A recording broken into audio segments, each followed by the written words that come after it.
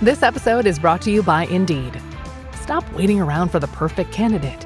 Instead, use Indeed sponsored jobs to find the right people with the right skills fast.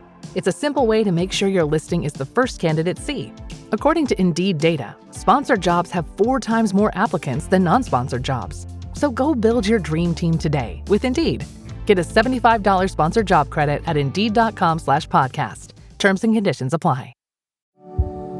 Every story you love, every invention that moves you, every idea you wished was yours, all began as nothing.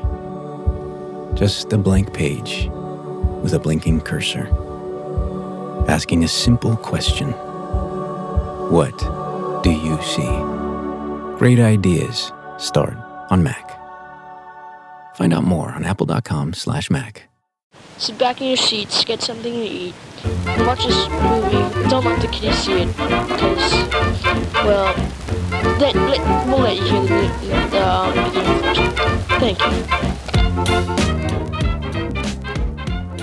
Hello and welcome to Left of the Projector. I am your host, Evan, back again with another film discussion from the left. You can follow the show on all platforms at leftoftheprojector.com. The year was 1997. We had sci-fi like Fifth Element, Contact, Event Horizon, Face Off, Jurassic Park, the second one. But down at the bottom of the box office charts was Gattaca. Directed by Andrew Niccol, starring Ethan Hawke, Uma Thurman, Jude Law, Alan Arkin, and others. We have, maybe this wasn't on your radar. Yes, Tony Shalhoub, yes. The others, he fucking Gore Vidal. I know, Gore Vidal. And there's actually another classic actor that I'm blanking on at the moment who's in it. Oh, fuck. Ernest Borgnine. Ernest Borg? Wait, what? What is he in the movie? Borgnine, yeah. He is the older cleaner guy. Oh! The older avuncular, yeah, boss guy. Don't clean the glass too well there, kid. Yes.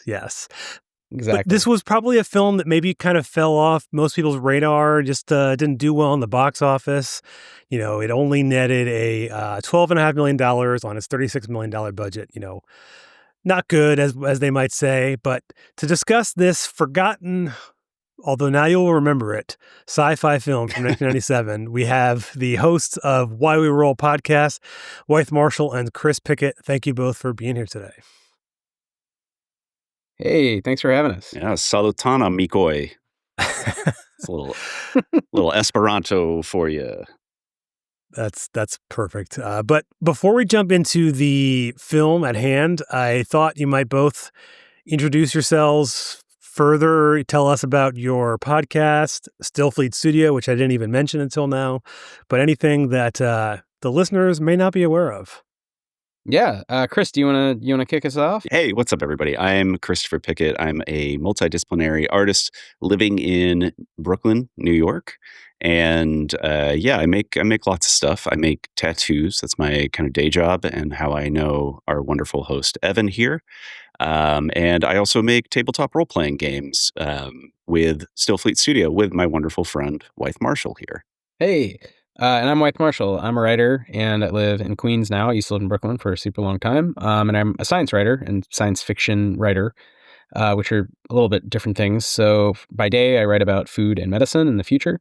And by night, I run this game company, and we make weird sci-fi and sort of fantasy. I'd say a lot of it's like sort of historical reimagining type games, all coming from a leftist perspective. And yeah, I'm a fan of the show, so it was super exciting that randomly, was connected through Chris. So, I'm excited, Evan, to meet and chat about a forgotten gem in a way, especially in the tradition of like very specifically like biotech nerding out, movies. So yeah, it all came together very oddly. Like I was literally getting a tattoo.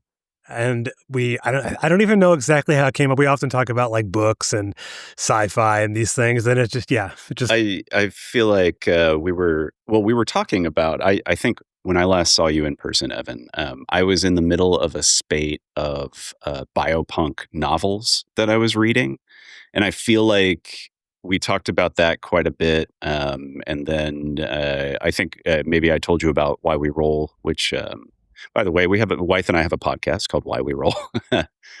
For those listening, it's a chat show where we talk to other tabletop role playing game designers. We talk to them about their games, the things that they're making, why they make it, and we also try to get into kind of the politics of the game at hand. What are the ludonarrative politics? We always approach it from a leftist perspective, and it's a lot of fun. But yeah, we were talking about that, and then you brought up Left of the Projector, and now Yes. stars align. And so I guess that leads me to why you chose this film, which, I mean, actually, after describing all of what you just said, it like seems maybe obvious, but, picking, it was on my list of films and no one has been like, oh yeah, I want to do Gattaca. Or maybe it was on my list. I think it was on your list. Yeah, I'm pretty sure it was. Yeah. And so, but given both your interests, I mean, maybe it's obvious, but what maybe grabs you about this film now? It's, we're talking, it's 28 years ago, still, as we'll get into, relevant and very interesting, to say the least. Yeah, very, very prescient in a lot of ways. Well, I mean, I know from my perspective, I was intrigued to know if you had done Boots Riley's Sorry to Bother You, and then you had, and I just hadn't listened to the episode, so I was like, damn it. Of course, speaking of, other great biopunk adjacent, movies about sort of genetic engineering of people and culture. And that's almost the opposite of this movie, which we'll discuss. Sort of one is from a very much like a Black perspective, and one is like the whitest movie ever in some ways, which is very creepy and adds to the sort of retro future weird timeliness of it, given we're recording this, in April 2025, and white supremacists have ascended to the highest offices of the United States, openly, right? Like it's mask off time. So I think it's sort of timely, but yeah, I think it comes out of also just Chris and I both read a lot of biopunk sci-fi, and we work on games that are about imagining other futures through this kind of lens of being other. And I think that comes out of imagination-based games in the, if you don't know what tabletop role-playing games are, kind of the Dungeons and Dragons tradition. It comes out of it very naturally because it's a kind of game where you imagine in your mind you have a different body. Right. And I think that essential insight drives, I don't want to speak for you, Chris, but I kind of feel like for both of us, all of the art we make is like, well, what if bodies were just different? And how would that change society? And like, maybe we wouldn't be such dirtbags to each other, like maybe. Yeah, maybe. Or, things could be better or worse, whatever. So I think Gattaca's a weird, it's in classes about this kind of science. It's like people show it as like, oh, look, it's the only movie about this. It's got a weird sort of ambivalence, a moral ambivalence at its core. So I'm excited to unpack that with y'all. What it's really saying. I think it has I agree. It has a moral ambivalence at its core. It's like this astonishingly liberal movie, which like rewatching it, I watched it twice since we decided to do it. And yeah, rewatching it again the second time, I was just like, I was floored by how ambivalent it is about actual economics and about race and about actual class. And it's amazing. But yeah, I think for my part, I wanted to do Existenz. And I think you already did Existenz. So I was like, well, what's another biopunk movie I can think of off the top of my head? And lo and behold, Gattaca was in front of me on the list. I actually haven't done Existenz. Yeah. Oh, you haven't? I thought you did. No, really? Was it? I'm trying to. Maybe it just wasn't. It might have just not been on my list. Done a lot. Like Cronenberg is like, someone that I actually haven't covered at all, which is shocking. I know. Really? That is surprising. Well, I guess we'll have to come back. We'll just have to watch Existenz together. We'll have to pitch you. Yeah. I'll happily. We'll pitch you on a Flesh Gun episode. Maybe I'll give like everyone like the quickest snapshot of the film, and then I'm going to ask you sort of how this kind of like the technology of this film might kind of like look in sort of real life, as how realistic it is, or the science behind it. But for anyone who hasn't seen it or hasn't seen it in a long time, this is first your chance to pause and then go watch the movie. And now that you've watched it, you can come back and hear me describe what happens. And it's sort of this weird, not too distant future kind of movie where we'll also talk about kind of like the technology and the way that things look. Is it makes it feel very mid-century, despite the fact that it's this futuristic film where people now are all registered in databases, and rather than having regular births the way we have them now, it's all done through genetics, where you can use all the things you want in a person, in your child, and avoid disorders and all these different things that plague society, I say in scare quotes. And we have our protagonist played by Ethan Hawke, who is a natural birth, and then his brother is this sort of futuristic birth. And we see how much Ethan Hawke wants to move and go to the stars and be kind of a cosmonaut or an astronaut or whatever. They don't even really use that terminology. And slowly we see his attempt to use a person's, genetics, in this case, Jude Law, to achieve his goal. And, we'll get into further how that ends up working out for him or not. And so that's a, very limited, short synopsis, but I don't know how if you want to describe why it's sort of, there's like a very early scene in this where his parent, Ethan Hawke's parents are, bring him to the doctor, and they're basically creating the plan for his brother, and he wants to have this color, what color eyes does he want, the getting rid of diseases. And it's kind of it's very creepy. It's super creepy. There's a moment where the doctor is going through the list of like the things that the parents have specified that they want. And the last thing that he lists is fair skin. And this is the only speaking role for a black person in the entire movie, which is of note. And when he says fair skin, he's like, yes, and fair skin, of course. There's this like weird attitude to it where like the delivery is extremely scary. And it's chilling. Yeah, rewatching it made me think of almost like, Man in the High Castle, like how intentional was Niccol? And I don't know, I haven't read enough around his work to say if this is meant to be a comment on race. When I watched it as a kid, I thought it was more just about sci-fi. And rewatching it, I was thinking, okay, it'll be, a chance to kind of unpack how this has or hasn't aged well in terms of, in science fiction studies, we talk about the novum, like the core idea. And there's a tradition of classifying them, what if, like a novum, a new thing that we can't possibly imagine, versus like a, if left alone, a current trend will lead to, right? And that's something like Heinlein talked about, Octavia Butler talked about that. And this is definitely in the tradition of if left alone, the science is headed in this direction. So, Gattaca is not real science in any way. It's meant to be this kind of silly, summary, squished down version, but it is based on real science, which is, we can get all into the acronyms. They're really fun, but there's things called genome-wide association studies that look at different areas, lots of genetic regions, and how they might relate to traits like not just, something physical, but also how people behave. And so there's a whole science called behavioral genomics that looks at different regions, and they calculate scores, polygenic indices or polygenic scores, which basically say this person is likely to have this trait or not and be good at this type of behavior or not.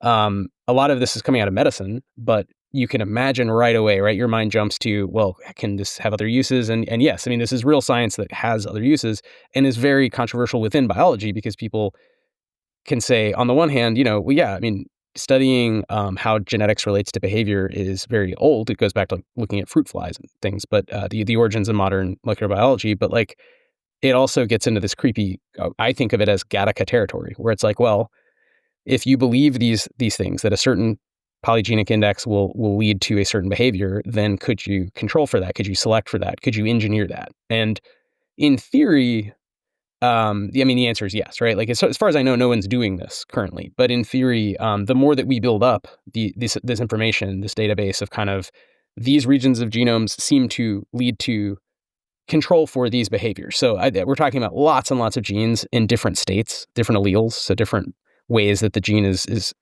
written. And, in theory, once you have enough of that information, it's just in a computer, you could design, right? We can basically 3D print DNA. So you could like go in there, you use CRISPR and change what's happening. Now, again, as far as I know, no one's doing this, but Gattaca assumes in the near future, this becomes like trivially cheap and easy, and everyone basically has what's called in science fiction often designer babies. They design all the traits. And our hero, Vincent, is like he's the OG like kid who didn't get the designer treatment. He's just a normcore. I think they call them godchildren or godbirths in the movie. Yeah, right? There's a bunch of different names for them. Yeah, there's god births. There's I think they called him a luck child at one point or something luck like child. that. Yeah, or that's really god. good. Yeah. But yeah, godchild, god birth, invalid. There's another one, degenerate. There's a lot of Andrew Niccol uses a lot of these like very ham-fisted, and I think intentionally ham-fisted, portmanteaus of stuff, which I think, to your point earlier, Wythe, it's a way of like compressing the world building down and kind of like making it like serving it to you on a platter, which I don't think is necessarily a bad thing or a good thing, but it is a thing, and it does make you roll your eyes a few times in the movie. And it represents, like, just to finish on the science part, a weird like end of it. It represents where behavioral genomics stops and a new field called sociogenomics starts, which is basically saying, wait a second, even if you have all that data, the way those things are expressed has everything to do with how you're raised and how you develop, at the level of mind, body, everything. So it's like nowadays it's studied very differently, and it's not like Gattaca in real science. But this movie assumes none of that nurture stuff ever enters the conversation. It's just nature. It's just like programming, except it then undercuts. It does come in. Yeah. It undercuts it because Vincent is this godchild luck baby, whatever. So it's interesting tension about what is the real science and what is the movie arguing. I don't think it necessarily is. I don't know how much Niccol at all cared about that, but it has kind of the seeds of, you could read it as like, hard nature, or like, oh no, there's actually this argument that like you can overcome nature to a astonishing degree. There's like several times in the film when people are questioned for the murder later on of the head of Gattaca. Mm-hmm.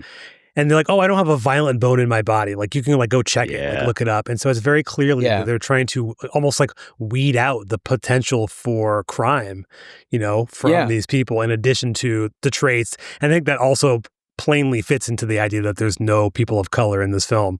Yeah. So for sure. But yeah, go ahead. It's interesting to see. I was going to say it's interesting to see how the nature nurture stuff comes up. I was going to bring up Gore Vidal's banger line of "I don't have a violent bone in my body," and then spoiler alert. Hopefully, you watched the movie during the very quick break that Evan gave us. But spoiler alert: Gore Vidal fucking kills a guy in the movie, violently, I might say. So he certainly does have a few violent bones. But it's also true for Eugene, which again, until the rewatch, I didn't catch this. Eugene, good genes, it's just so it's so dead right on there in your face. It's so good. But even his like malaise that he gets to, because he's like, oh, well, I got second place. I was supposed to have the world handed to me on a platter because of my perfect genetic profile, but I still got second place. And that makes him commit suicide because it's this fragility that comes with that. But you do see these instances of, with sociogenomics where you don't live in a vacuum, like our genes don't live in a vacuum. There are still outside influences that you cannot edit for. But they're very clearly trying to create this society of, we also can talk about, like the very clear caste system that you kind of have created, where you have these people who are working for these, for Gattaca, this company that's sending people to the, to various moons, Saturn, and all these places and all this technology for some reason. Like, it's never really, nothing ever of that's ever really explained, I guess. I guess that's kind of immaterial in some sense. But then you also have the underclass of people who are just, I guess you could just call them service workers, the people who work as waiters at the fancy clubs, the people who clean Gattaca. And they have special places they live too. It's very clear that they live in, probably what you would consider a project or, a housing, public housing kind of situation. And it's very much that they've attempted to, I don't know, I guess with these people that their families couldn't afford to get fancy genes. Like, do you think that all these people also are natural births? Well, that's another like weirdly ambivalent thing in the movie, is that they don't talk about the economics or accessibility of the gene editing and having vitro or made man babies or whatever they call them. I remember that's another one they call the natural births is uteros. You're a fucking utero. Like, imagine saying that as an insult to somebody. But no, they're super. There's no information about like accessibility to the gene editing, about like what it costs, any of that stuff. Like, there's an assumption that Vincent's parents are able to afford it, and they're kind of shown as like very middle class, like a very 1950s Atomic Family middle class thing. But then they don't touch it again. So like, it does make sense that a lot of the men that Vincent is shown with working the cleaning crew at Gattaca are older men. I think they're trying to account for that. But then it is left up in the air where it's like, well, what does accessibility to this look like? And does it really matter? And I think that's the strength and weakness of the movie is it's really weirdly tight on the one novum of like designer babies. Mm-hmm. So it kind of ignores like all of the other what ifs that would go along with that. Like you're bringing up around what kind of economic world is this? Like what is the makeup of it? It feels like Los Angeles. It looks like JPL.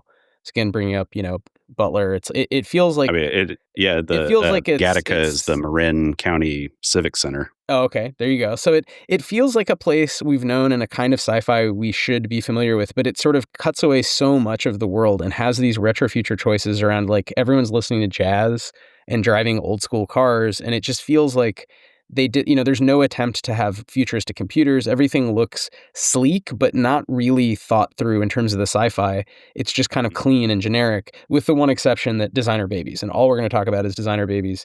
And, so in a weird way, it holds up because like it's focused and it doesn't have like things that have aged badly. But it also, to your point, it just leaves a lot of mystery around like, yeah, what is everybody else doing? Why are so many people hired to wash the windows at Gattaca all the time? It's like it's the cleanest place. Everyone's just, the window vipers are just always, wiping the windows. But again, don't clean the windows too well, kid. You might get ideas. Right.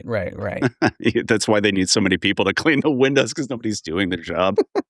It reminds me a lot of like the technology that you see in Fallout, with sort of like the retro vibe, but it's also the future, and it's I don't know if maybe I tried to look up a little bit about that. I couldn't find too much, even in the way of like interviews from Niccol about it. And it seems, I don't know, maybe just like they thought it looked cool. It just kind of, electric. I don't know. Oh, your theory. Yeah, I have a theory. I've got a theory on it. And a part of it is that, they do use a lot of, so again, Gattaca, the building that they use to shoot Gattaca, the site, is the Marin Civic Center, which was built by Frank Lloyd Wright at the end of his life. He died before the project was finished, but it was meant to be a building with a lifespan of over 300 years and meant to be futuristic. But it's also like this very, especially for Frank Lloyd Wright, like later in his life, it's this kind of pure expression of brutalism and like this trend that you see in architecture, both in the US and in the USSR, with like these brutalist architecture scapes, which are kind of taking focus away from humanism and more towards just like pure progressivism. Like everything is clean, everything is efficient, everything is scientific, all of the angles, blah, blah, blah, all that stuff. So I think, they make a lot of use of that in the movie. The other thing too is just like boomers, not boomers, like Nichols is just in that age range where like his conception of science fiction is still within a retro futurist framework. And I think like in the late 90s, well, throughout all the 90s, really, culturally in the United States, we were referencing the 50s so much because the people that were producing, television and movies and things of that time grew up in that era.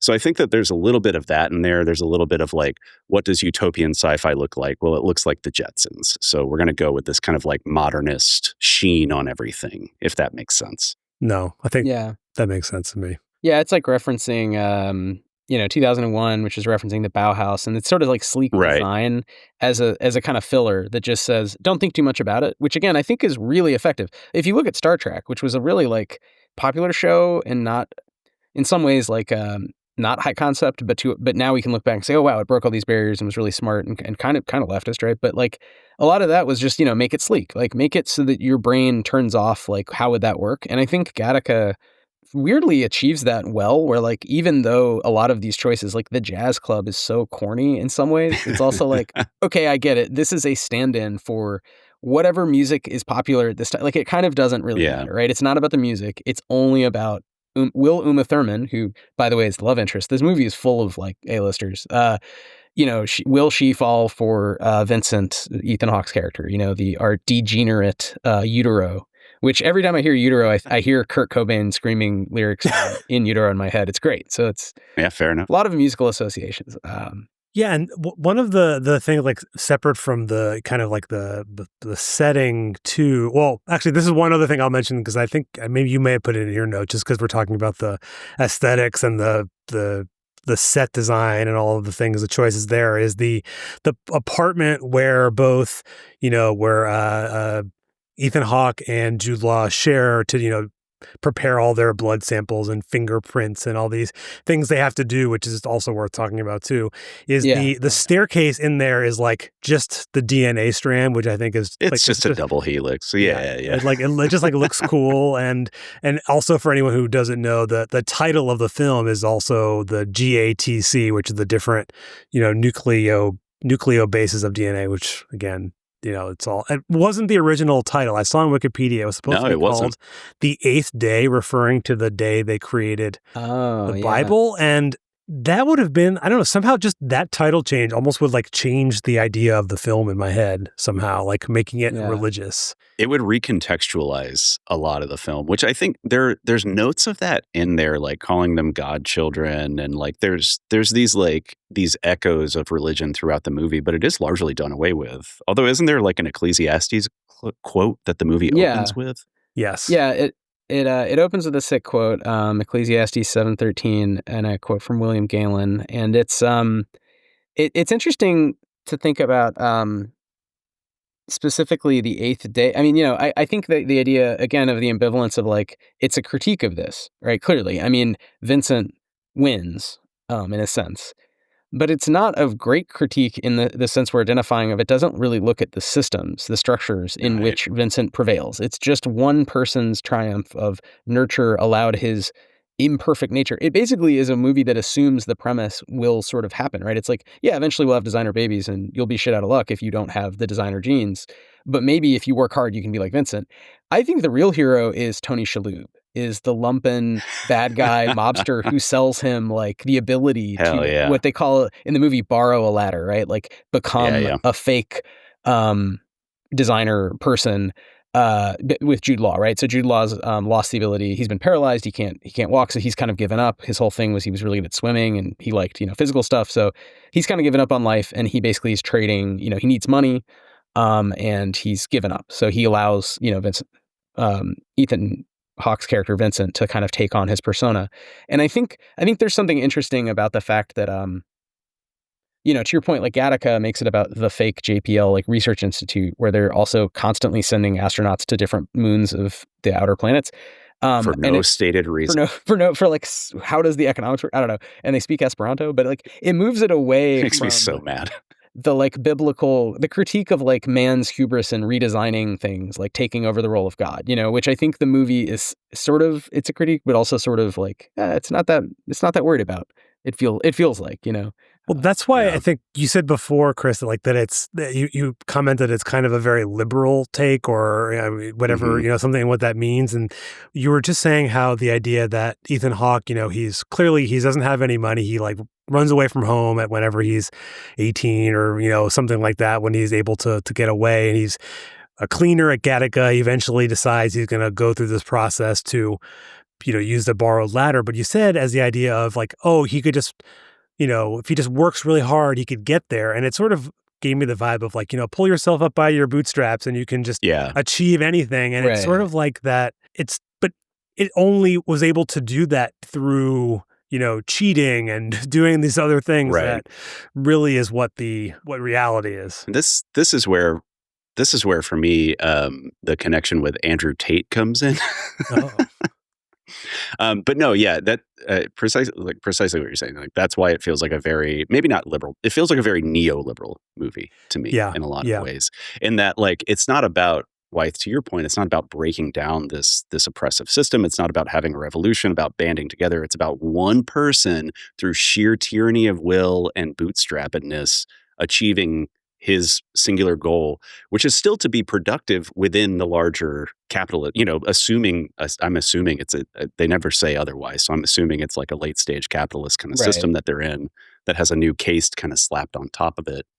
But yeah, I mean, that's the whole thing is like, yeah, if you work hard enough, you can be productive under capitalism too, even though you are an invalid, or even if you are. Well, it feels, to build on what you're saying, it feels very 90s, and then it's this kind of end of history inability for Niccol at all, because he wrote and directed the film. So I'm not attacking him as much as pointing out it's his vision. And it seems like he hasn't imagined what the society could be other than an extension of, okay, everything else just keeps going, right? Capitalism keeps going, but let's add designer babies. I really want to talk about, advanced reproductive technologies where we can go in and make your baby, everyone is 6 foot tall, has whatever eyes you want. And it makes this basically eugenical, uber, white guy society where everyone is basically like Jude Law. And, if you're poor, then that's left you sort of in the dirt in terms of your ability to get a good job and all this stuff. And because he's done that and he's really focused on that in that time period of the 90s, it just feels very much of that story of, well, we've solved it. We solved racism, guys. We like, if you remember, like I remember kind of Jesse Jackson and Clinton declaring that was it, right? We're done, and we beat the communists. So there's one world system. It's capital. It's not perfect, but hey, it's as fair as you're going to get, right? It's emergent fairness. Everyone's competing, and pull yourself up if you want more money, work harder. It's the American dream. And of course it was all a lie. But I mean, I remember hearing that just from every commercial, every TV show. And there was very little ability growing up in that to sort of see the outside. And I feel like this movie, the fact it has no outside, it's like, this is also the guy who did The Truman Show, right? Or he wrote The Truman Show. Yeah. You literally took the words out of my mouth. I was about to say.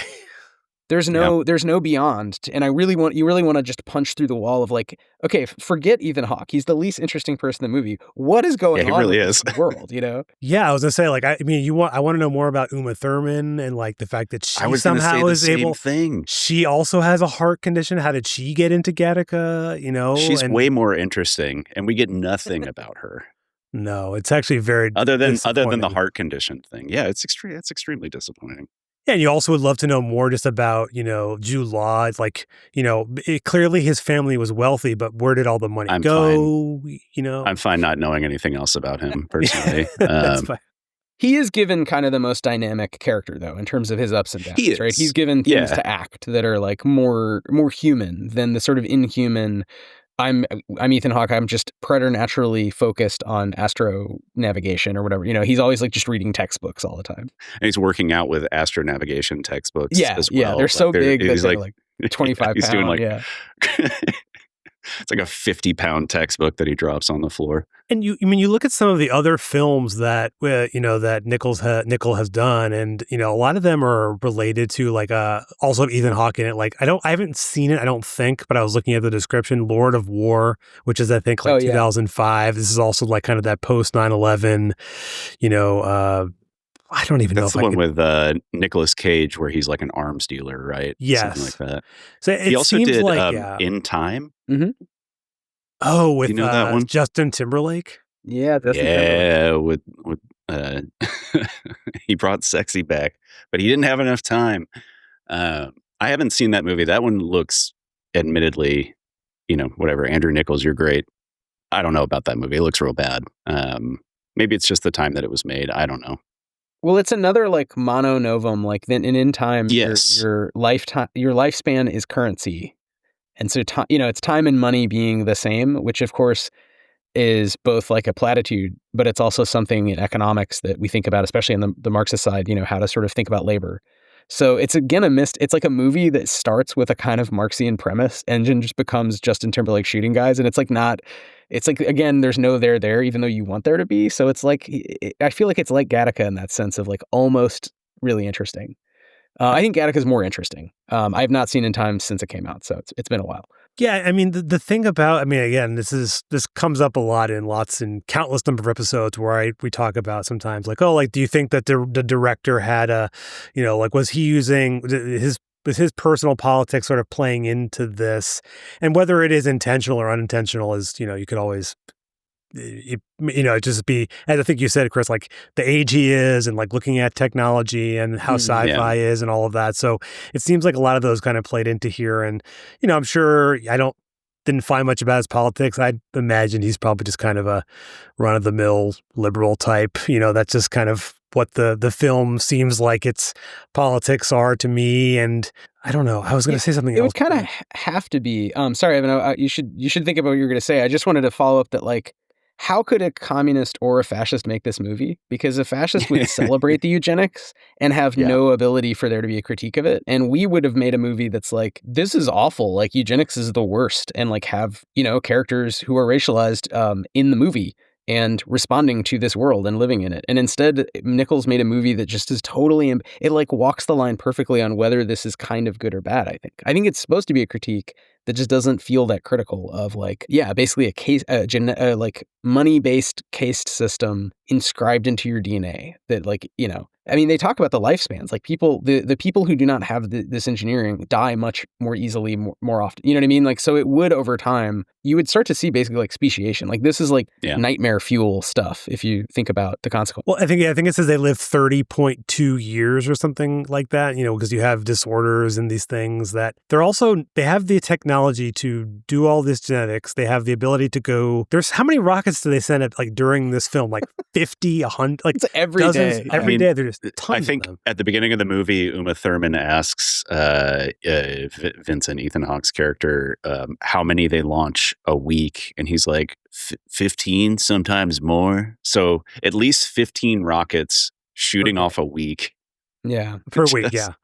That's a lot of rockets. And I was going to say is that it's, so they're spending all this money. Again, this is a private company. It's not a government. It's not NASA or whatever it is. So, but they could spend this money on, I don't know, preventing people from living only 30 years that don't have genetic, disorders. I don't know. That would be the thing to do. Instead, they're not putting money into public good. It's all going into this private, the only government person you really see is the police officer, which we later find out the big twist is his brother. Oh my God. Well, I think that's a really good point. And I will say, I think that it's supposed to be, he would only live 30 years because he has a heart abnormality. Right. That is very likely to kill him. But it's supposed to be, I think, so if the lifespan now is petered off around 80 or whatever if you're lucky enough to, you can live around 80 years, roughly. And then, so I think this assumes that, like, we're not told explicit numbers, but like, with genetic engineering, the designer baby generation will live a lot longer and be healthier. And then the normal people will just die however they die. And so, over time, that would just the world would become so crazy so quickly, I think, if this were widespread. But to your point, can't they cure every disease? Well, isn't that kind of the case now? Right. Though? Like, we have amazing medical technologies. They're just very unevenly accessible. In the United States, like especially, but broadly in the liberal, right? It's because it's tied to money. So I actually think in that same sense, I don't think he could have imagined another system maybe, or just wasn't interested in like, what if everyone had, what if it was more fair? It's just not part of the world. And it almost seems like the private corporations in the way that you're describing now is like being able to, if they wanted to cure more diseases or do all these things, they created the technology probably through government funding, as it always is, and to do these genetic things. And instead of that, it's almost like they drastically changed like the course of America or society through this ability to control this. I mean, theoretically, the government could then say, "Oh, well, we want super soldiers who actually have the capacity for a violent bone in your body or whatever." So, like the technology isn't just every bone is violent, but instead they're using it for going to Saturn moons. Like, are they going to look for resources? I don't know. And to your point, if there was a sequel implied, it's like maybe not the Gattaca Institute, but another job, totally different industry. How does this work? And I think that's where it probably would break down quickly in some ways. But in other ways, it is these are real fears. These are things bioethicists actually talk about, right? Is we can there are various ways to screen fertilized, embryos. And you can, getting genetic material sequenced is now trivially cheap. In the 90s, it was expensive, but this movie predicted, of course, it would be very cheap. And now it is. So like one thing that's come out within bioethics that's a big deal is like the concept of generalist medical AI. I don't know if you all have heard of this, but like if you fed all kinds of information, not just genomic, but all kinds of information into a really powerful AI in the very near future, companies are trying to do this, it could help you in all kinds of ways, like with very specific to your body ways to like live longer, treat disease, basically prevent disease, figure out what would likely happen to you before it happens and stop it. And like, who will have access to that? Who will have the money to like pay some company for this service? And so it's not that far off from the things that this movie is implying about in the near future. Medicine is going to really change, and it's going to be very uneven and terrible. And I feel like in that sense, it is like kind of accurate. Like it feels like creepy, not because it's bad or something, but because it feels like, oh yeah, this is the America that we live in, right? I was also thinking of it, I mean, just kind of what we're both saying is sort of the relevance to this. Like, why would you say, if I said, like, why is this film relevant today in the sense of this technology and the things that they want to do? I think there's like multiple ways of, as you're saying, Wythe, the like technology that there's going to have that will probably lead to more wealth inequality because people will be able to afford this while others will not. And then you also have people like Elon Musk who want to, I say this in quotes, like colonize Mars. I don't think that's actually what he wants to do exactly. It's sort of, we don't need to go down the rabbit hole of what's in his brain and what he's actually thinking, but like just the idea that like that there is this concept of shooting people into space, rich people into space with rockets as like space tourism, and maybe that's in a way kind of what this is, but I don't really understand. Like none of the people are scientists. Like Ethan Hawke is not a scientist, right? He's just a guy that has good genes and can run on a treadmill. Like, he actually can't, but you're supposed to be able to have like really good fitness and good genes. Like what is it, just they need people with good genes that can withstand living in space for a year? Is that it? I think he's supposed to be an astro navigator. Like he's a scientist who would chart plots for a spaceship to interact with, a slingshot around moons and get to Titan and then safely get back or whatever. With this, we actually don't have the technology to do this right now, right? But like you can imagine that because we have the technology to go to the moon, so it's more of that. We're doing it right with Mars. Like that's all these rich guys want to go to Mars. Okay, so it's the same idea. You have to slingshot around the moon, go to Mars, whatever it is.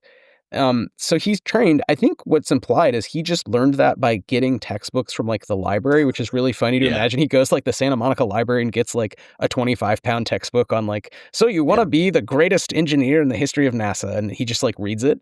But he's so smart even without the engineering, and it's really just he's so determined. It's not that he's so smart. He's so determined that he makes himself be the baddest ass like navigator, and they hire him because he has Jude Law's like card that says I have these designer genes, I have an IQ of 300 or whatever. They hire him, and they hire him based on the card, assuming he'll do the job. He does then do the job well, and so it's all simpatico until the opening of the movie, right? That was my read on it. Well, the thing I was going to mention before is I think it's interesting. I just like the way they do it in the movie. I think Chris and I were briefly just talking about it before we started recording, was the process that Ethan Hawke has to go through every day to like burn off, like scrape his skin cells and, apply this little special finger that has blood in it so that it can pinprick them every day to make sure it's the same person. I mean, it seems like it's just this massive amount of work that just like, when do you have time to even do anything else?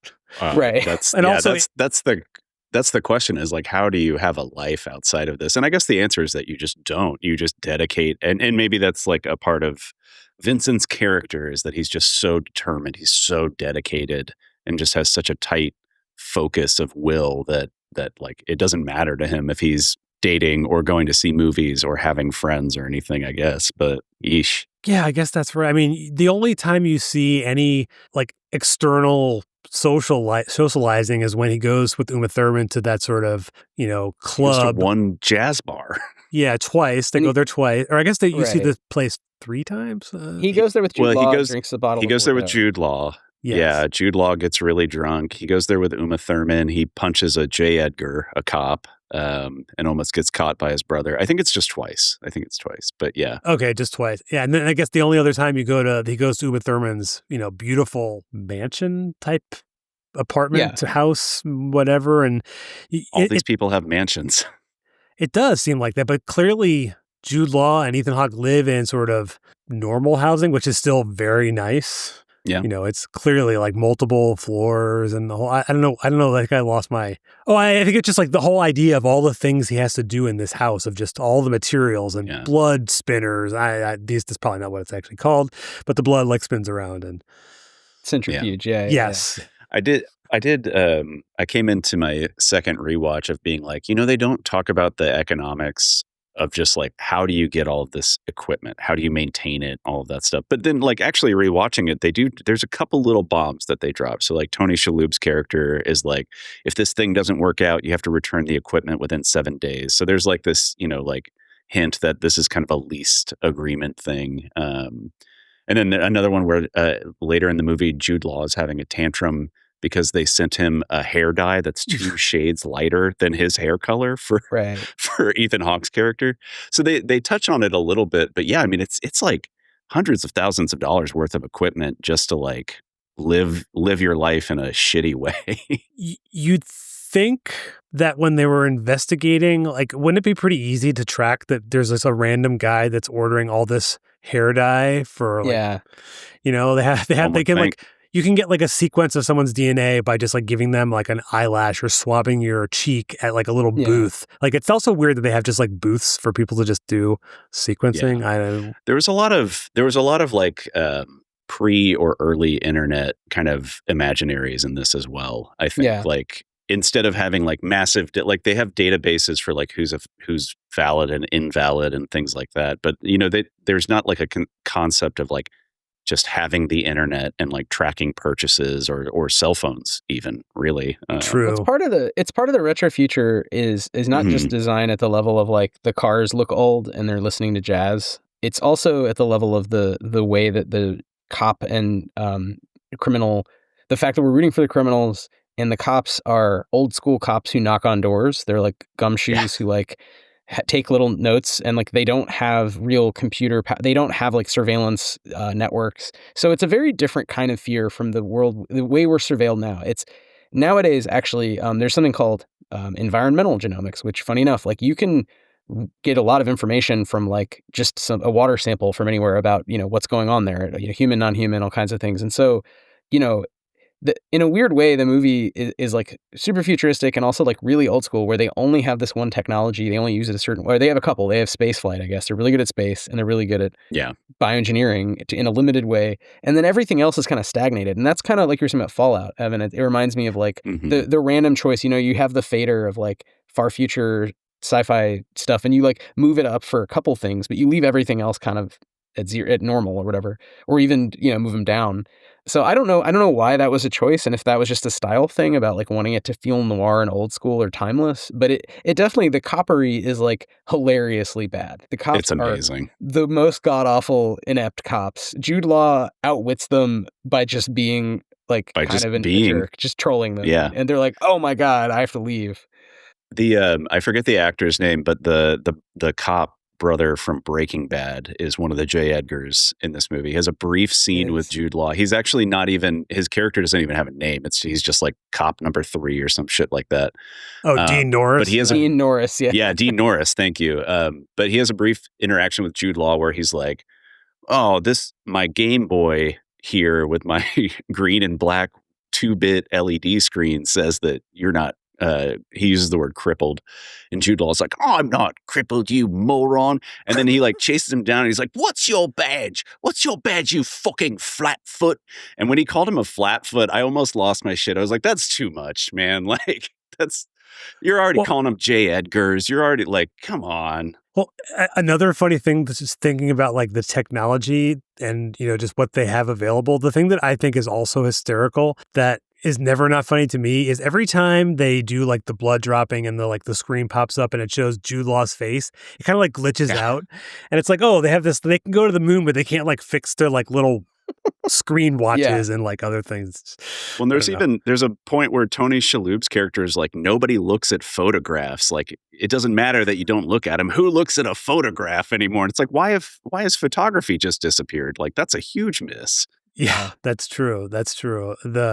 And the other technology, just like thinking about like Tony Shalhoub and like what he has to do to get Ethan Hawke to be able to do him. He also like has to, I guess, graft bones onto his legs to make him taller. Oh no, that's a real that is a real procedure that people undergo to be taller because of masculinity grifters. I didn't realize that. But the idea is that you break the bone in certain places, and then you keep the bone separated using the pins and rods. So the scene where he's laying down trying to learn how to write right-handed, trying to not be a southpaw.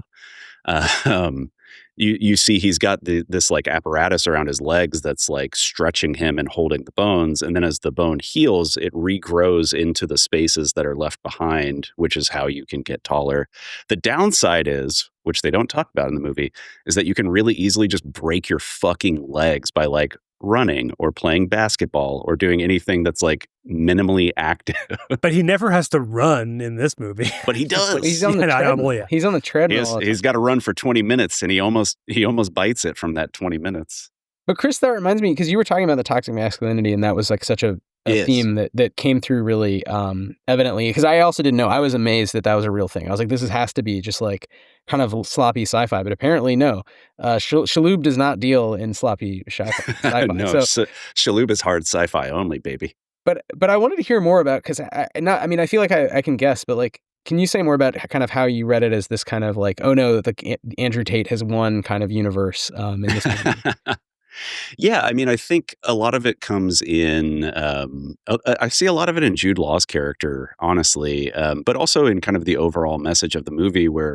So like Tate, he uses terms like you have to hack the matrix, you have to break the matrix, which for him is like exactly what happens to Vincent's character in the movie, where it's like Tate will criticize capitalism and be like, millionaires don't care about you, blah, blah, blah, blah, blah. But his solution to capital is not to tear down the system and to build something better. It's instead to hack the system and break laws and to exploit everybody around you to make as much money as possible, because that's what's going to free you from the matrix.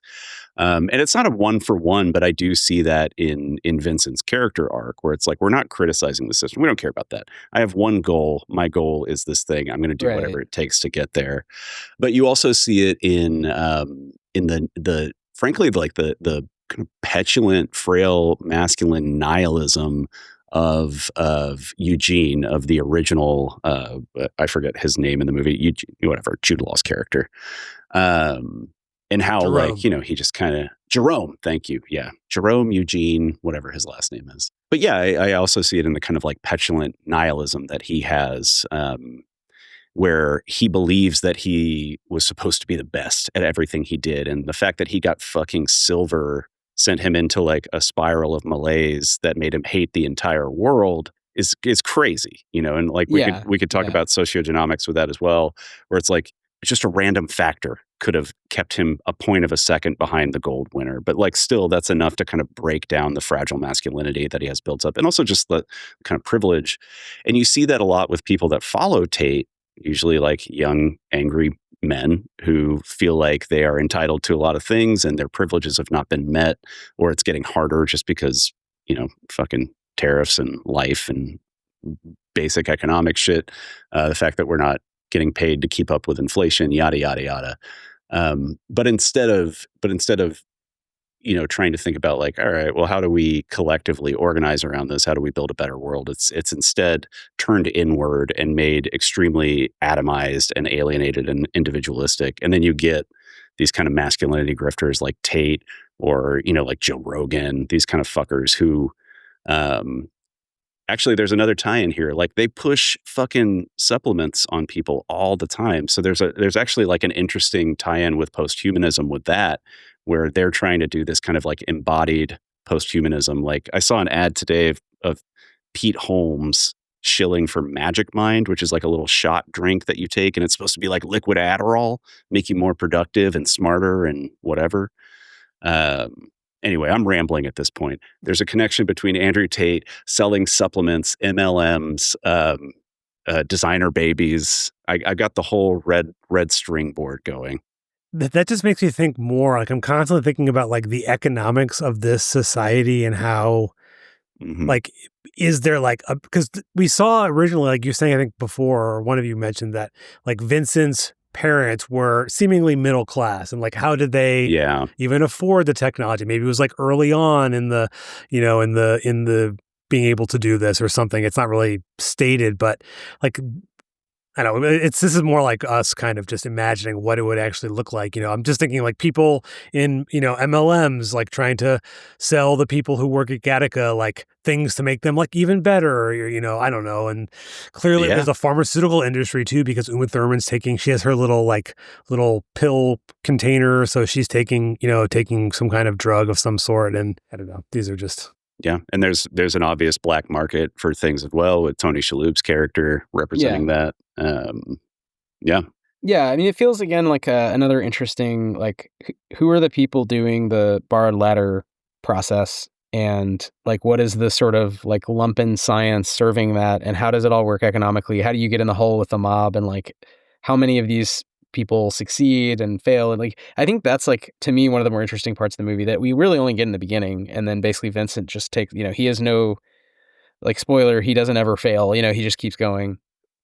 But it does imply that like this is this vibrant market, and it's not one to one, but there is, again, in real life there are parallels, like with for example, organs, right, are supposed to be donated and assigned by doctors by according to need, and people are on wait lists for years for life-saving organ transplants, and there's also a black market, and money enters into the picture. So it's not controlled by money, but like, if you have money, you might be able to get some other option depending on where you are and how much money and whatever.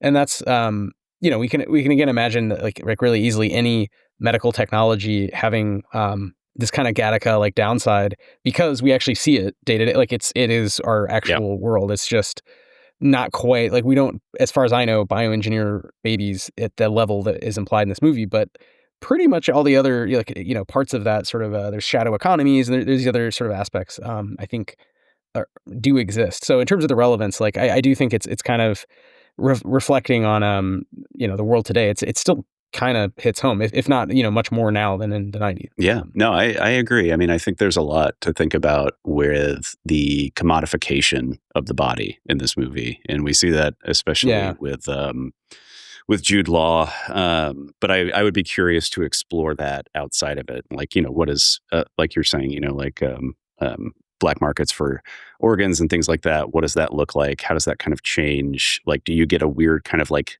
gig economy? I was thinking about another movie too, and I'm curious, Evan, if you've seen this one. Have you seen Transfer by Damian Lukosevic? No. I might be saying that last name wrong. I have not. It's kind of like Get Out in a way, but it's a little bit more pointed in like the economics of it. And I think that's where it ties into this. The idea is that these like rich, I believe, white German people are old, they're dying, and there's a program where you can transfer your mind into a younger person's body who has rented out their body to you for all but 4 hours a day. And of course, the people doing this are poor African folks who like need the money to support their families back home and stuff like that.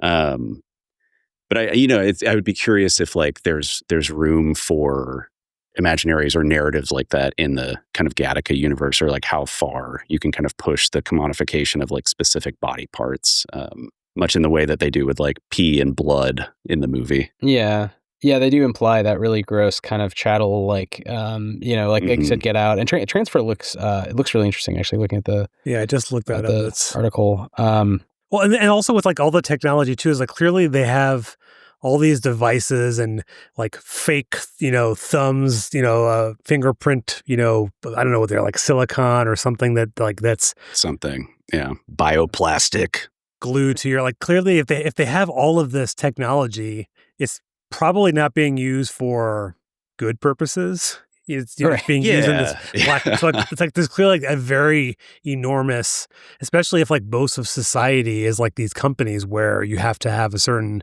gene level. Like it seems like this is like a big industry, within the black market. I mean, I don't know. That would just be my opinion.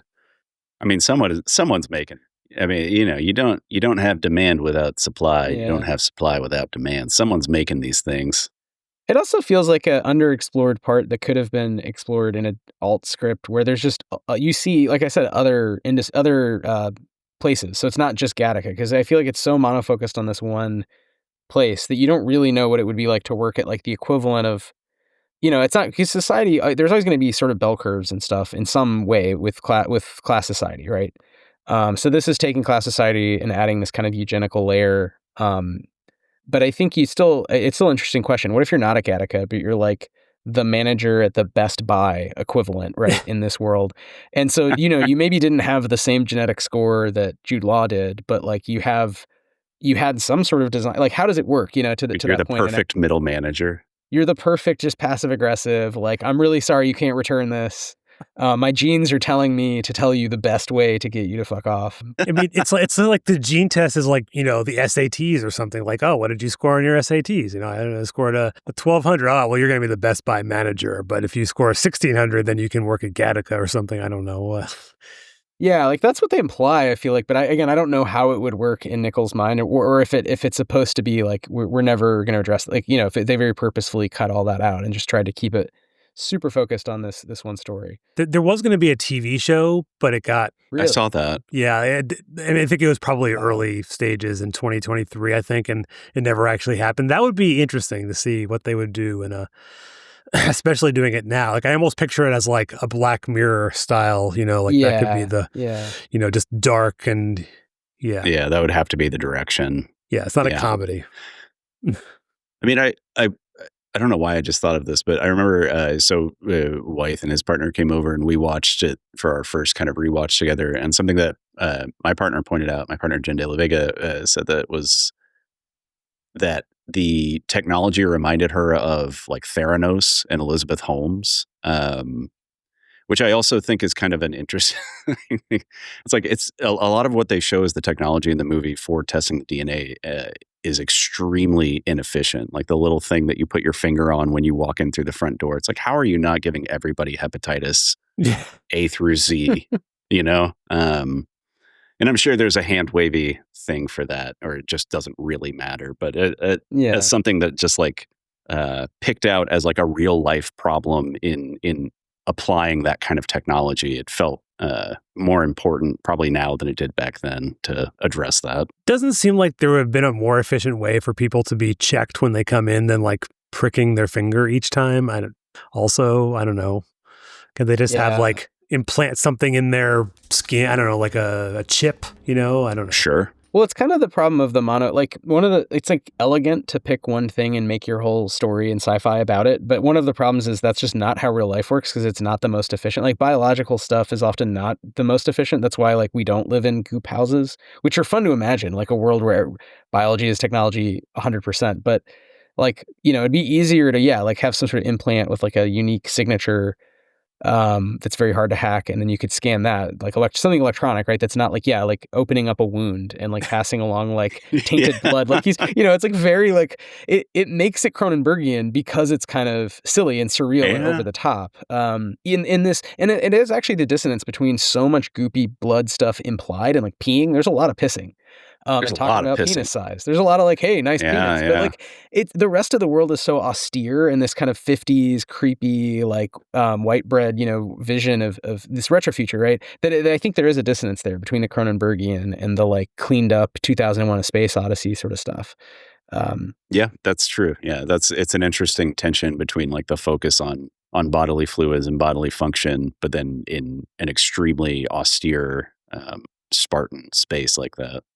This is like a completely different topic. I think we like kind of talked a little bit about it earlier, just the idea that this society is very, very much white. Like you said, there's only talking role the entire film for a non-white person was the geneticist describing the procedure and giving them like the menu, the Happy Meal menu or whatever of choosing what you want your child to be like. But it also got me thinking about just this world of like, could you view some of this as sort of like a metaphor with the borrowed ladder and these ways of Vincent's character kind of going through society as, just a poor person who's a normal birth and not all these things in the same kind of way that you would, that maybe people of color experience, society of having to, you apply for a job and, just as a digital resume, it doesn't say like what race you are, but then you go to the interview and then all of a sudden like, oh, well, like you can be discriminated in so many different ways. And like within policing, obviously, is like a huge way that people are discriminated against. And well, that's what's weirdly, it made me think so much of Sorry to Bother You because of the white voice and of masking and double consciousness. And the fact that in this world, everyone immediately pricks your finger and has your genome and then like decides how smart you are based on a computer reading a blood sample of your DNA. And, but it's like we are sympathetic to Vincent because we know he's really just as smart without all the design and just as hardworking. And so it's like a weird, like, I think it's like trying to do that, but because it doesn't have people of color in the movie, really, it feels very weird. It feels like, the right move executed in the wrong way, maybe, is one way to say. But again, maybe it's just to what Chris was saying. It's just a very neoliberal take on this. We're like, oh, we're all gonna, we're all in the same boat. Like it's a kind of denial of like actual, like race being part of how class plays out and that being a meaningful difference. That, you know what I mean? Like I feels like the movie wants to reject that and just imagine this neutral future, quote unquote, like neutral. Like, okay, just imagine a worker who wants a better world, but there's this hard science fictional what if preventing it, and it's like a an absence that you almost immediately, I feel like, notice, without watching. Yeah. And again, I mean, they state like one of the first things that adult Vincent says as the narrator of the movie is that like, nah, racism's done. We fixed racism. We just have this thing to worry about now. Yeah. Well, I mean, is it implication that they've just essentially used genetics to just not have people of color? Well, I think, I do think that that's an implication. And I think that goes back to what Wythe was saying about like kind of rapid speciation as like a potential kind of like logical path that you could follow to that. I don't know if it's that intentional. Like I would probably like not for it to be that intentional, but yeah, I read it differently, but I could see that now as just like it's so it's just like it's really eugenics. This is a really creepy movie, and I think it's like very dark. it's very dark for being kind of vanilla pudding. It's got a dark center. Well, this is another thing, you two, I think I've noticed in your notes. We kind of like talked about this already. Is the idea that this film is like it's a sci-fi, dystopia. I think that's what Wikipedia calls it, but it's also very much like a neo-noir in some sense of like I think you wrote like the shadows and just like the way that, the mid-century vibe of the film. And it like, I almost wish that they leaned on that even more somehow. I don't know. Like more Tim Burton Batman kind of, or yeah, well, I think actual noir though, like Chinatown or Sunset Boulevard. Sure. Like I think in real noir, like you've done something wrong, and I think the thing that feels noirish is that Vincent is a borrowed ladder, but then it doesn't matter. Like he gets away with it, and it sort of has nothing. It sort of feels like it's close, but not actually looped into like a noir, narrative loop where we learn something deep about Vincent's character. I feel like you kind of can predict the ending from the beginning, of like, oh, he's probably going to succeed, even though he doesn't have the designer genes, the new eugenics, upgrade. Yeah, it doesn't have a lot of the other noir characteristics. Like, you have like the dame, but I don't really see like Uma Thurman as like that kind of person. You have the cop, like the bumbling cop, but in that case, it would have been the cop probably would have gotten his man. I guess he does kind of, but then he lets him get away with it. Yeah. Because he beats him in a swimming race. It all comes down to swimming. Yeah, I was about to say, dude, it's all about the swim. It's all about the womb, brother. It's all about getting back to the womb, whether it's the ocean or outer space, which again is a specific line in the movie. Being in zero gravity feels like you're back in the womb. Well, yeah. I also found it, I think it's when in their final swim race, like this is another like masculinity thing, right? Like the very, I know if it's kind of like brother versus brother kind of idea, but I think in a more deeper way, it's like this, you can't let your brother or this other man beat you in this game of, strength.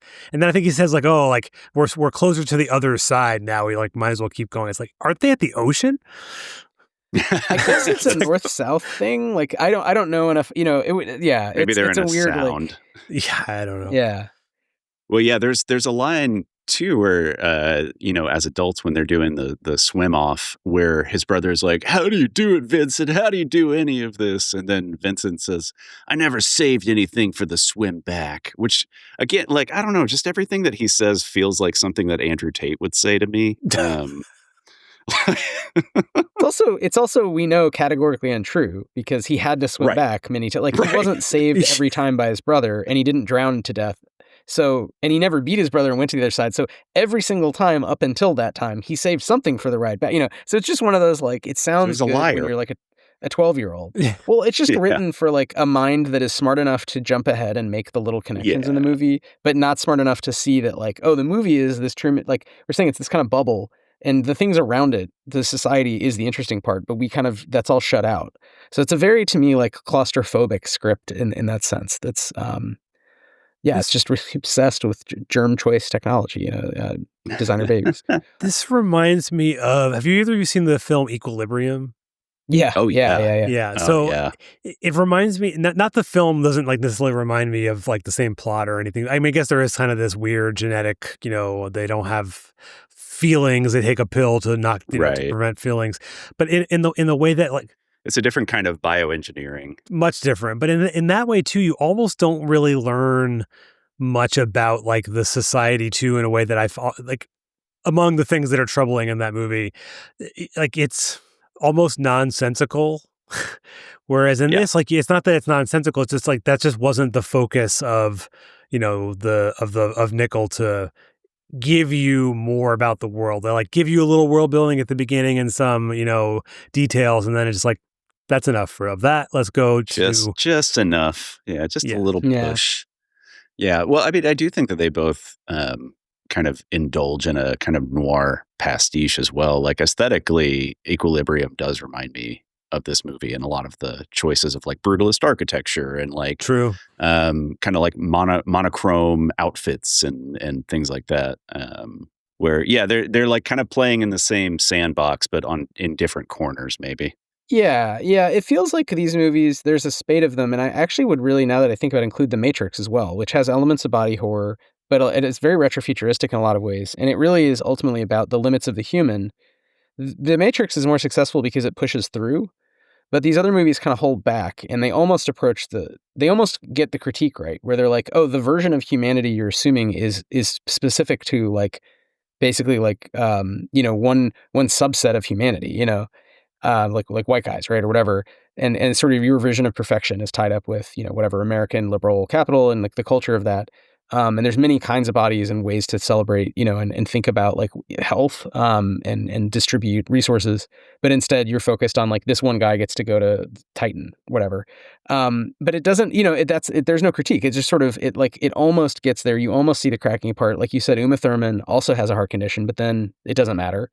So it sort of like sets up all the pieces and just doesn't quite pull the trigger on like the human, and perfecting the human is the problem. Like assuming there's one correct, like the problem is that kind of enlightenment, focus on like humanism as like, okay, there's a kind of perfection to humanity that's inside all of us. And if we can all just work it out, it's the Andrew Tate thing of like you're saying, you just be stronger, be smarter than the next guy. Well, it's like the very, as you said, like the neoliberal, it's also like the very individualistic, perspective of like, he's basically just doing this all for himself.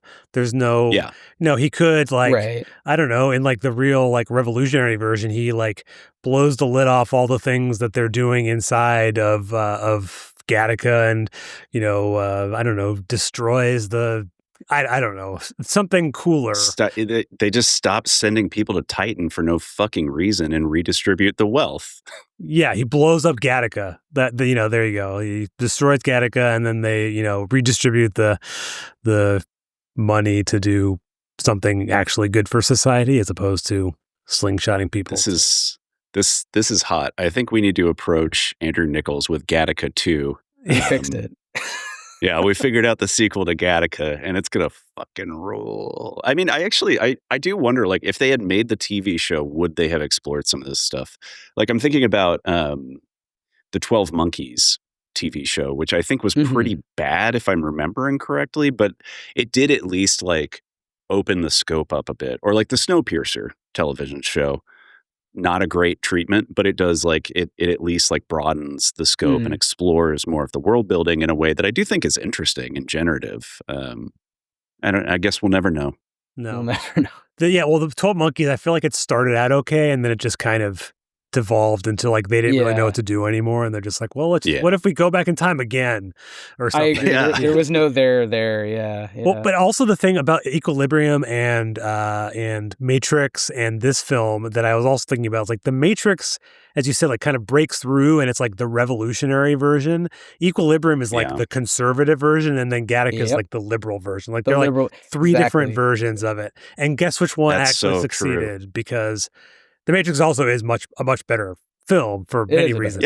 It's better written. It's better directed. It touched on, even from, it had Rage Against the Machine, right? It touched on, some of these aspects in just a much more poignant way, even if it's like not quite coherent. You still get the idea that like, wait, I can, we could talk about, if you want, posthumanism and transhumanism and these ideas, but like you can become information in the near future. Even now, like a lot of things are quantized about ourselves, and we can track, on apps, whatever, our heart rate, all kinds of things, and like share that information. You could have control over other bodies than your own.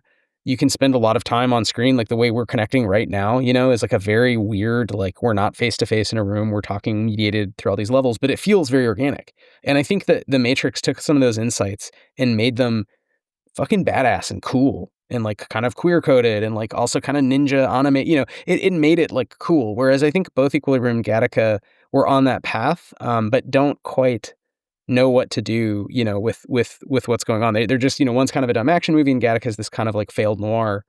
But I think even, jumping forward, like Severance, right, is also about sort of normcore workers in a dystopian future. Everything's retrofuturistic, super retrofuturistic. Where there is an outside, but it's like, we toy with how much we need to know that.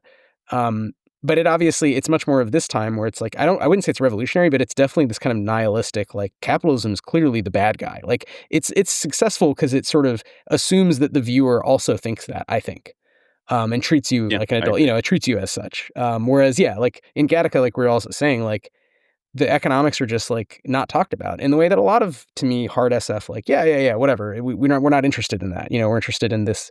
What if, okay, aliens show up? I'm Arthur C. Clarke, and I'm only interested in the exact the exact degree at which these thrusters are firing and how much joule force is coming out of them. That's all I care about. Yeah, how the berserker ships would actually, like, how many missiles per second they would fire, and it's like, right.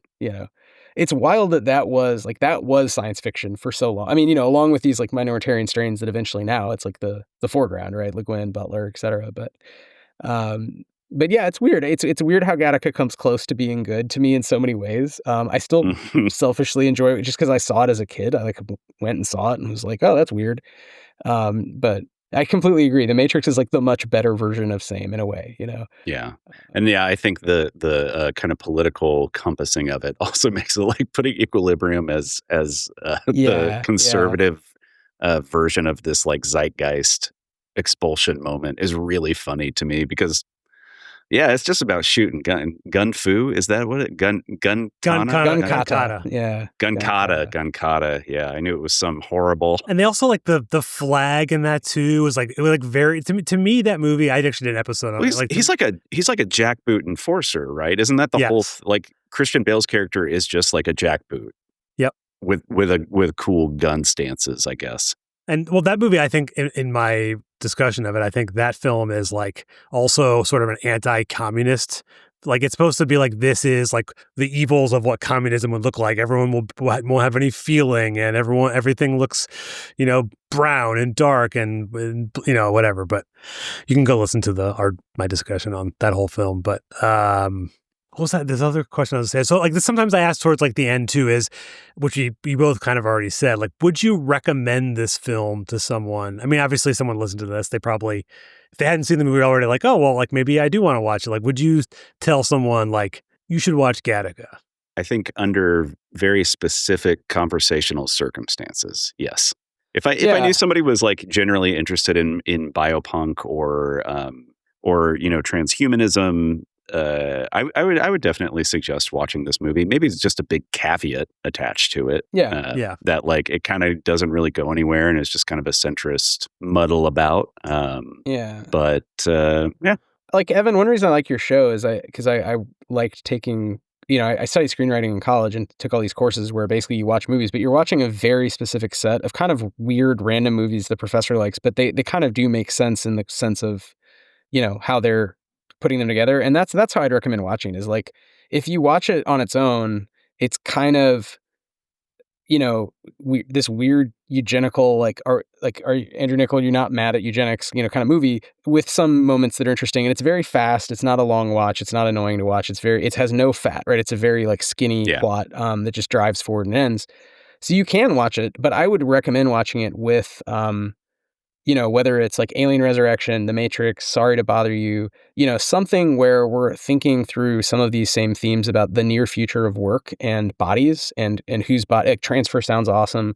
I think it'd be interesting to pair it with other visions and to think through to some degree, the conversations we're having around, how do different depictions of the near future of work interrogate, society, or just assume the worst and kind of, hold my beer, run with some plot. Which, like you meant in your notes, like Alien, like probably my favorite franchise of all time, like Alien does a lot of that where it just assumes the worst. But I think it doesn't feel as icky because of the person you're rooting for, I guess, and it's nothing to do with like Ethan Hawke's performance. I think it's a decently made movie. Gattaca's decently made. It's just not put together in a way that reveals a deep human truth in the way that like, Ellen Ripley is like a character you want to root for in all the movies she's in. I don't know. I don't know how to say it, but I think there is a there. It's just not. It's like on its own, it's not as interesting as if you put it in conversation with other works, trying to understand how bodies probably will change. Frankly, to be real, due to a lot of these technologies, right? Yeah, I mean, it's already happening in a lot of ways. Yeah, I think that makes a lot of sense. Package it together. Put it within context and conversation. Probably the best way to do it. Yeah, I think Sorry to Bother You would be an interesting double feature with it. And I'm also sort of, looking at this film, like I saw this in the theater when I was, I guess, 14 or something, and like probably didn't quite get it, but I'm like, oh, this film is pretty cool. Like I kind of like it. And then I think at some point in like college, I had it on DVD and would watch it. Not regularly, but like I watched it a bunch of times. It was probably on TV as well. And it just, for me, I just like it's a fine movie. It's not, insanely good. It's not trash. It's fine. It's right there in the middle of the road. Yeah, it's perfectly acceptable. And I think it's, as you said, like if you also are looking at it, if you want to just watch this on its own, I think you just have to look at it from, probably if you're listening to this and you're hearing us say this, you probably have a similar political mindset, most likely. And so when you're watching this, you're going to have some of the same ideas and like, the things that are wrong with it. Liberalized version of. And just enjoy Tony Shalhoub and Ernst Borgnine and just these, there's great like, weird little cameos that like kind of work. I do think that's kind of the best part of the movie is like the one spot Tony Shalhoub and Gore Vidal and Ernest Borgnine characters where it's just like, all right. Gore Vidal, yeah. So I was actually looking at the full cast. So Maya Rudolph was the delivery nurse. That's right. No way. Also, Ken Marino was the sequencing technician. And there was another random, you said Dean Norris, which we already mentioned. Yep. Like, there are a lot of people in this. Wait. Ken Marino from Wet Hot American Summer. Am I thinking of the same? Is it the same person? That's the one. The State? Yeah. I love Ken Marino. Like, everything he's in is, to me, is funny. Most everything. But, Ernest Borgnine is just like a random character. I mean, just... how did they get these people to be in this movie is another question of mine. Like, this is his first movie. This is Andrew Niccol first film, and he got this cast. The Truman Show came out after this. Is that correct? Yeah, it was like a year or two later. They were like within months of each other coming out. I mean, maybe it has the fact that Danny DeVito was one of the producers on Gattaca, which is also kind of funny. It's funny to think Danny DeVito has done this and like It's Always Sunny. Like, it's just like such radically different filmmaking. Can they do like an Always Sunny episode about Gattaca somehow? Yes. Oh, I'd love that. Yeah. Like a Gene. Make a game. What can I say? I just had to make a movie about the neoliberal bioeconomics of gene sequencing. I'd love to hear the story about like how this movie came together. Yeah, I would too. I bet it's really interesting. I kind of wonder if just like concept alone could drive the movie. Like, right, it's 1997. We've got like, when was Dolly? When was Dolly the sheep? Was that 99, 98? 94? 94 was earlier than that. 96. Sorry. 96. Okay, so we're like so hot right on the the tail of time. Dolly the sheep, and there's a lot of. I think actually that's another thing. I'm really sorry, Chris, but I have to say, Human Genome Project. This is what the movie. That's what sold the movie, right? Is we should do a big blockbuster feature with A-listers about the Human Genome Project. Well, how are you going to make that interesting? Oh, we'll make it a noir. Sold the movie. Yeah. Boom. Danny DeVito signed on as producer immediately. And so I don't have the DVD for this film, but in Wikipedia it says that in the film there's deleted scenes where they talk about like famous historical figures who were having genetically deficient, including Einstein, which I think is because he had dyslexia. Yeah, so I mean, I don't know how they describe it. I don't really want to own this film necessarily anymore. Like I don't need to. If I have somewhere, I might have my old DVD from like 2000, which probably has no deleted scenes on it. But that's interesting to think about. Again, the lack of critique, but it makes sense of the time because at the time, the Human Genome Project was the popularization of the science that had already. A lot of it had happened, but it was very expensive and had no practical effects yet, really. There were a couple of drugs. It's basically the Human Genome Project was when it was like, let's roll out sort of genomics and how this is going to save medicine and change our lives. And I think it makes sense that like this movie has this also, like the original HEP, like very uncritical view of like, oh, there's a gene for X. There's a gene for this problem, that problem, quote unquote, without unpacking the fact that, first of all, that's not it turned out to be way more complicated. Like almost immediately, it just became bogged down. Like, oh, these are all, like I said earlier, polygenic. They involve tons and tons of regions, and then they involve interactions with the environment. So it's not even obviously just what's printed, but like how does that blueprint, quote unquote, get worked out and used? And so, I think in some ways it is ultimately a product of its time, and it's interesting for that reason, and it's creepy for that reason. Yeah. Because it sort of is saying like people really thought that not everyone obviously, but like a lot of people in power in the 90s in America thought problems had been solved. We're pretty much living the dream. We're in the Star Trek good future. And look where we are now. You know what I mean? So it's like, it's kind of a weird memorial in that sense to this sort of Ozymandias like hand in the desert of just like what people thought medicine would be like. And it's like, I mean, I get it was supposed to be a dystopia, but if you think of, what it's assuming is I don't know, all the bad stuff's come to pass, but. Well, it's just thinking of that. So apparently NASA in 2010 released a list of films as the most plausible science fiction movies ever made. This was number 1 on the list. Really? Number 1? Yeah. Wow. So they think eugenics is like the most likely outcome of scientific advancement. And number 2 on the list was Contact. Contact. Okay. So kindly aliens. Yeah. Okay, sure. Kindly aliens. Jodie Contact, Foster. Arrival. Yeah, I'll give him that. Well, here's the top. I'll just say the top 7 just because I had it open. It's Gattaca, Contact, Metropolis, The Day the Earth Stood Still, Woman in the Moon, The Thing from Another World, and then Jurassic Park. So this is like the Academy Awards problem. They only surveyed like NASA engineers who skew a certain direction demographically, I'm guessing, to get that list. Which is not like, there's a lot of good movies on that list, but it's a very specific kind of, old school SF. Oh, this is kind of stupid. It kind of lied as to what it was. It says scientists attending a meeting for their Jet Propulsion Laboratory picked their top 7 best and worst science fiction films of all time. So it's not which is most plausible. It's not most plausible. Okay. No, okay. This is just saying this is their favorite science fiction film is Gattaca. What does that tell you? I don't know. Yeah.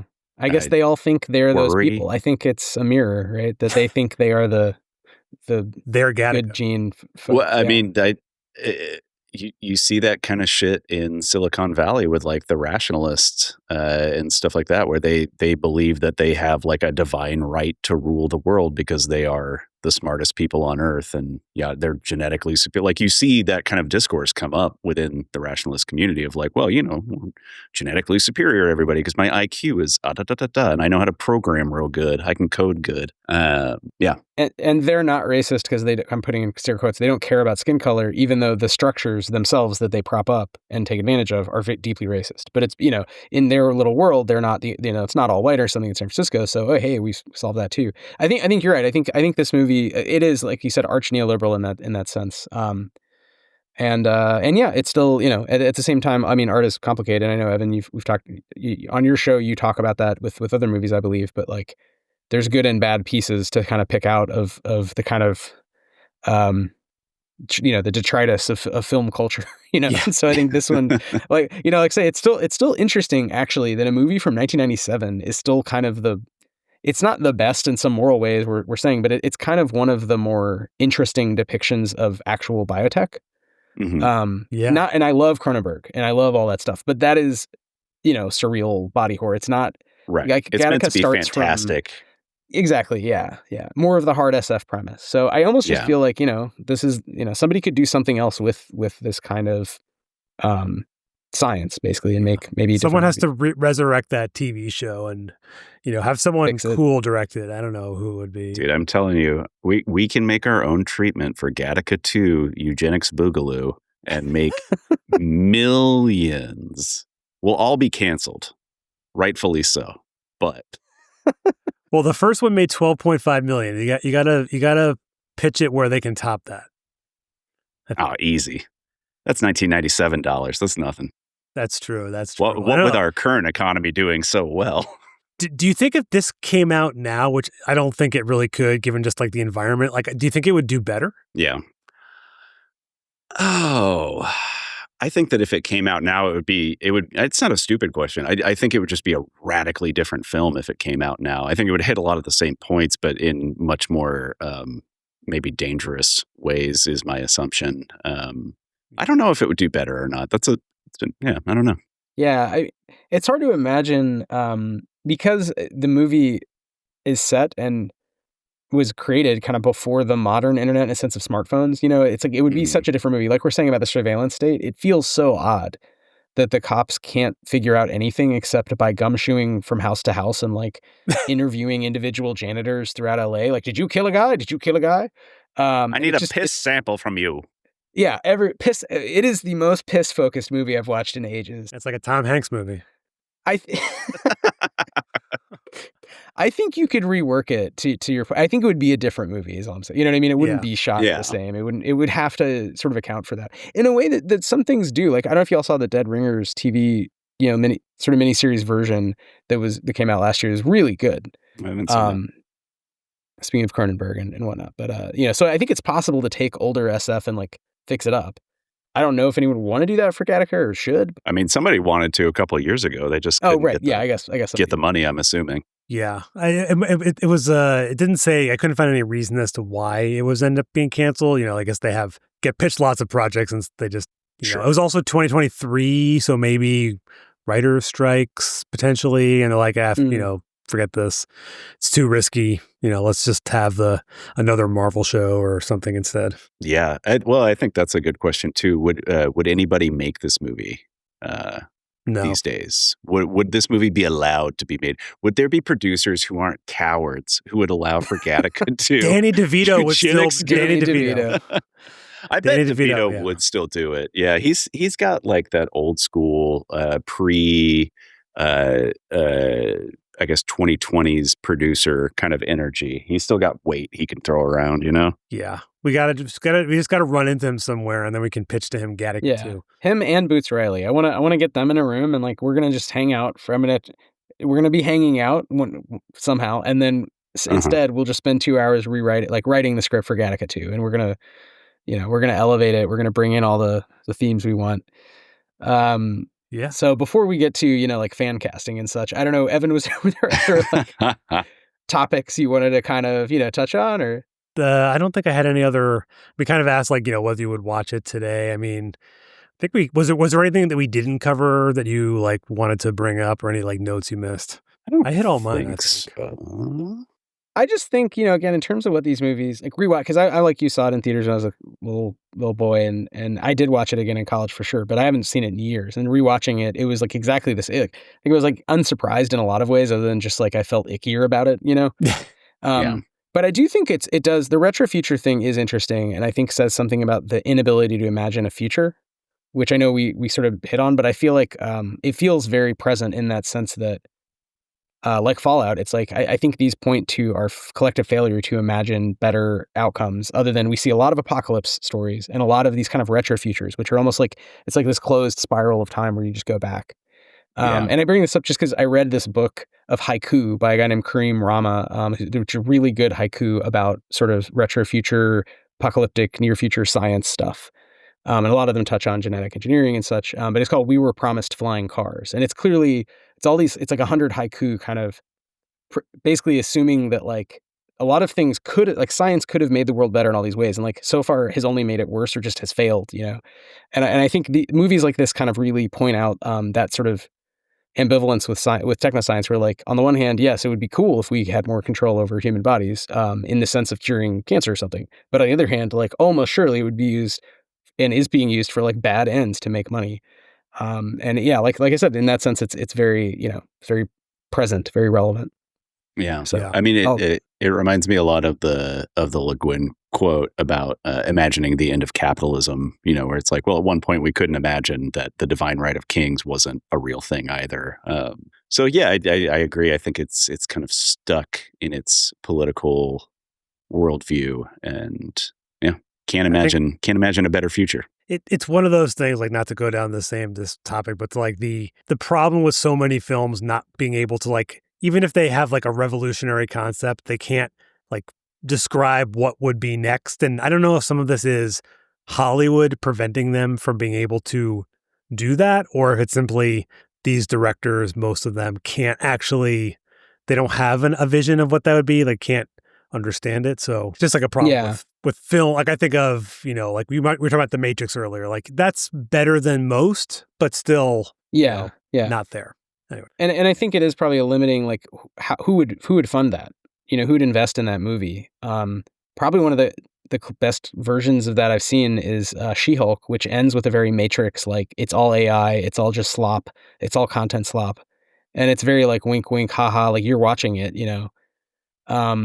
but it feels like that ending, it's kind of like the end of time. It's just like, okay, and then what? Oh, that's it. No, consume more slop, please. Like it's the critique, even when it's leveled plainly, there's no next step.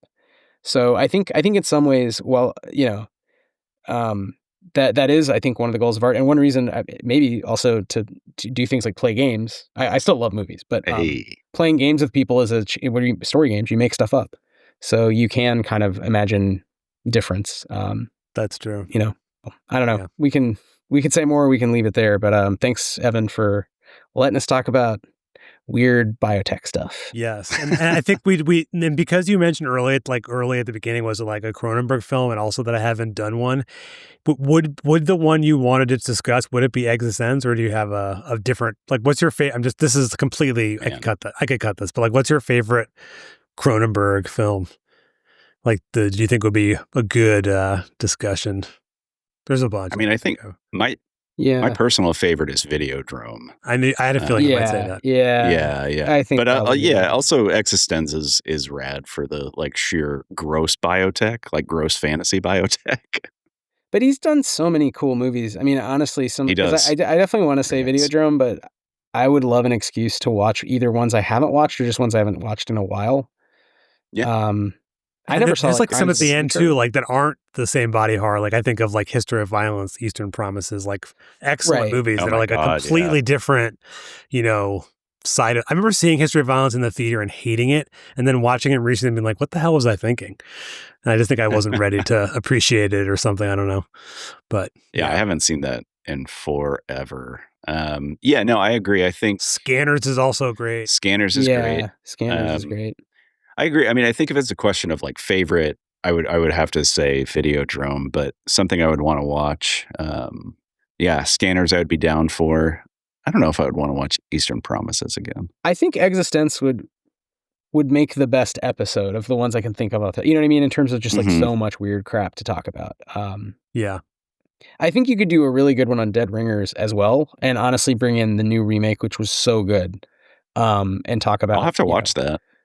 It's a totally different vibe from. I mean, it has like horrific body related stuff, but it's not like surreal in the same way. It's about gynecology and like I don't know. There's a lot of weird stuff in it, but it would be more about sort of gender and bodies and some of the themes we've been talking about. Yeah. Did you see the trailer for The Shrouds? Yeah, no, I haven't seen it. A bunch of he has a bunch of new movies. I think the last one I saw by him was A Dangerous Method. I should catch it. I think he might even have one now he's working on it. And I just read something about it, but I actually have also long thought about doing where I have a month where I just cover, a week, just one director for a whole month, like each episode is. Then you could do like 4 of your favorite from Cronenberg, but sometimes for some of those, it's like surprisingly harder to find people who no one's ever even asked to do a Cronenberg film, let alone, Really? Yeah, I don't know. Maybe it's the people prefer other things, but No, we talk about Cronenberg so much. I feel like Yeah, we talk about him all the time. Game design. I know. So it's funny that yeah, I don't know. I've done a lot of horror films where I would say like his films like border on horror, but aren't necessarily horror films. Oh, yeah, that is actually an interesting thing about Gattaca specifically, is that it's not a horror film, but it is like I would say flirting with like biopunk, whereas like most biopunk stuff tends to be horror, like a lot, Existenz or even Prometheus, I would argue, or the movie Splice, which is like not great. oh but, yeah, mentions CRISPR. Yeah. Yeah, I think a lot of that is about people fearing biotech, which is in part because it's about blood and it's gross, and it's also just new science. And you can always say, okay, this new thing is going to kill us, killer robots, killer whatever. But I think a lot of it is specifically American healthcare is a necro fantastic death empire, and we all participate in it enough to be grossed out not only by like literal mortality, but also by like specifically the structure of that. So I think weirdly, again, Gattaca does a weird job of like not getting into any of that and just assuming like, yeah, whatever. Yeah, this guy has a lot of centrifuges in his basement. It just like accepts it and moves on. Yeah, that's true. I don't know. This is now giving me just an excuse just to rewatch a bunch of Cronenberg films, to do or not to do, just to watch them, and then if I have to watch another one again. But Wythe and Chris, it's been a pleasure to have you to talk about Gattaca, and I think we'll probably have to talk about a Cronenberg film to be determined. I Just let us know. Down. Yeah, thanks for having us on. Super fun. Love chatting movies and hanging out with both of yous goos. I don't know what I was going for there. And people, I think you mentioned what your games and everything, but they can find it at stillfleet.com. Is that? Yes. Yeah. If you would like to learn more about our tabletop role-playing games, you can always go to www.stillfleet.com. You can learn about Stillfleet the Game, which is Wythe's game of a very gooey super future where you can fight space capitalists if you want to. Everyone should want to do that. It's fun. It's like D&D, but you fight the capitalists. It's great. Yeah, there's a lot of aliens. Yeah, it's awesome. And yeah, you can... Oh, go ahead. I was just going to say we're about to launch your game, which is sort of body horror and medieval. So Danse Macabre is going to be our third big RPG game. And yeah, you can find out all about that at stillfleet.com. And Chris, do you want to say anything else about your stuff? Yeah, I mean, if you're into body horror, if you're into weird mutations and also, randomly 14th century history, check out Danse Macabre. It's very fun. And preventing the rise of capitalism or something. I mean, it's cool. I don't know, whatever. It's 1400s. There's an apocalypse. Yeah. It's at the moment in time where like mercantile capitalism really started to take off in the Mediterranean. So it's like this moment where like we can imagine like history goes awry and we maybe don't end up with capitalism, or like there's this moment where maybe we can influence the kind of beginnings of it and nip it in the bud is how I like to think of it. But yeah, stillfleet.com. We also, like we said at the top of the show, we host a podcast called Why We Roll, where we chat ludonarrative and politics with other tabletop game designers. It's a lot of fun. it's pretty casual, but yeah, we get into some pretty good conversations on there. And if you want to play a game, let us know. We'll play some games. Yeah. It's funny you said that, because during I can cut this out, but in 2020, I had never played any of these kind of games with other people, just if it's a video game. And then during the beginning of COVID, when everyone was doing them on Zoom, I was playing a bunch of them, and it just became I was doing too many at once. I was doing Vampire the Masquerade with some people, and oh wow, which we actually never finished, which is also kind of a disappointing moment. We didn't get to finish that happens. That's everybody's campaign, especially so that makes you feel better. Organically organized first campaigns, tend to just someone has a kid and stops playing, and then one other person that was their friend stops, and then slowly everyone Homer Simpsons into the hedges. But the fun thing is now they're more popular. It's easier to find people, so you could just get right back in. Yeah, it's just pop out the hedges with us. Yeah, but definitely should. But yeah, so you can follow your podcast in the same place. You can follow this podcast wherever you're currently listening. All the platforms. All the internet places. And we will catch you all next time. Hey there, Hugh from Portrayal here. If you like today's show, then we think you will love Punch and Roll for Initiative, the other D&D show by a bunch of nerdy-ass voice actors. Join a brand new show from the ground up with a cast full of professional voice talent as they make their own adventures in a custom-made fantasy world. If you want to hear more, check out our website at podderation.com.